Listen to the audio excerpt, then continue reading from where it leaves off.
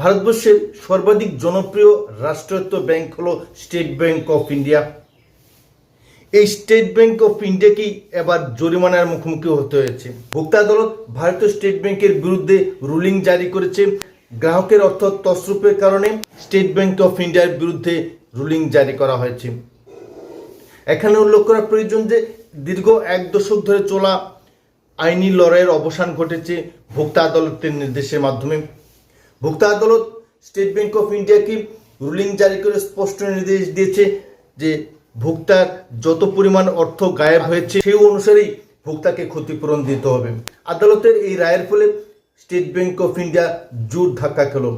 State bank of India হলো ভারতের সর্ববৃহৎ নেটওয়ার্কযুক্ত ব্যাংক। অন্যান্য সমস্ত ব্যাংকের আর্থিক প্রগতির তুলনায় স্টেট ব্যাংক অফ ইন্ডিয়ার আর্থিক বিকাশ অত্যন্ত দ্রুত এবং উন্নয়নশীল বিশ্বে স্টেট ব্যাংক অফ ইন্ডিয়াই ভারতবর্ষের অন্যতম পরিচিতি বহন করে চলছে। ঠিক এই পরিপ্রেক্ষিতে স্টেট ব্যাংক অফ ইন্ডিয়ার সামান্যতম ভুলের কারণে স্টেট ব্যাংক অফ ইন্ডিয়ার বিরুদ্ধেই আদালত রুলিং জারি করেছে।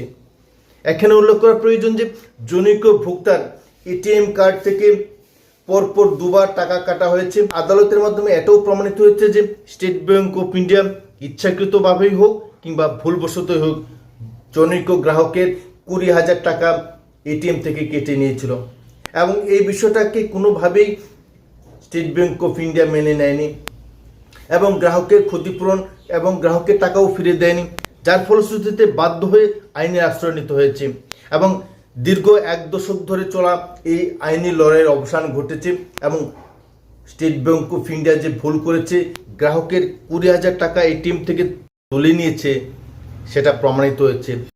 এটিএমের মাধ্যমে স্টেট ব্যাংক অফ ইন্ডিয়ার এই জালিয়াতির বিরুদ্ধে সরাসরি রুলিং জারি করেছে ভোক্তা আদালত। দিল্লির ভোক্তা আদালতে এই লড়াই দীর্ঘ 10 বছর ধরে চলছিল। আদালত স্পষ্টভাবে রুলিং জারি করেছে যে বার্ষিক 10% হারে দীর্ঘ 11 বছরের পেনাল্টি হিসেবে এই 20,000 টাকার যথোপযুক্ত ক্ষতিপূরণ দিতে হবে। যন্ত্রণার ফলে তার যে মানসিক ক্ষতি হয়েছে তার জন্য 10,000 টাকা জরিমানা করা হয়েছে।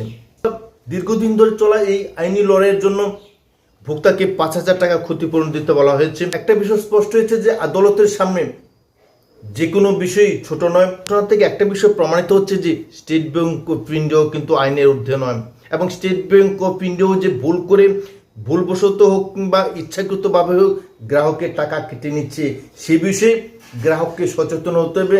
প্রয়োজনে আইনি লড়াই করে স্টেট ব্যাংক অফ ইন্ডিয়ার মতো বৃহৎ সংস্থাকেও আইনের কাছে মাথা নত করতে বাধ্য করতে হবে। গ্রাহক তার প্রকৃত অধিকার আদায় করতে পারবে, নতুবা রাষ্ট্রায়ত্ত ব্যাংক বলুন বা অন্যান্য সংস্থা বলুন গ্রাহকের টাকা কিন্তু কেটে নেবে।